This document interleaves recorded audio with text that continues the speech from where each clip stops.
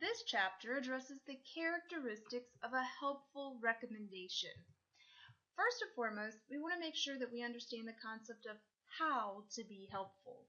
You want to begin by commenting on the strengths of the course, such as the features and activities that worked especially well in the online environment.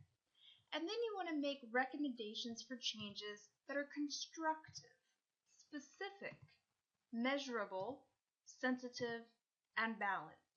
Let's take a look at each of these elements accompanied by an example. When we look at the concept of the feedback being constructive, we want to be sure to offer solutions, not just identify problems. In this sample scenario, the instructor has provided a course objective that seems very practical. It's highly relevant to the course, yet there doesn't appear to be any sort of an assessment or measure contained within the course activities or assignments.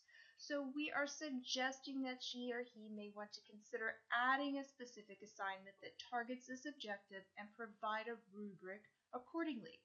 We're providing a suggested solution. When we look at the element of specificity, including a specific example of what is being recommended is always helpful. So once again, we're suggesting that he or she add a specific assignment that targets this objective and provide a rubric accordingly. Next, we're looking at the measurable component. How will the instructor or the reviewer know when the recommendation has been implemented within the course? When you are able to identify and locate the specific assignment and the associated rubric, then you will be able to determine that that criteria has been met.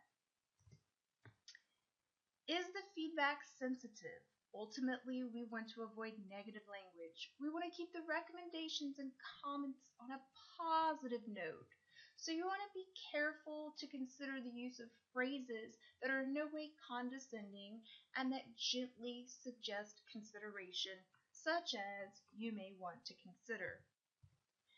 And finally, there's the element of balance. In this scenario, we point out the strengths as well as the weaknesses. So you can see here that we point out that it seems practical, yet the addition of these items would address the weaknesses that have been identified. So, in summary, agreeing with the value of a course component while also providing constructive feedback regarding a way to enhance its application and effectiveness is what constitutes a helpful recommendation.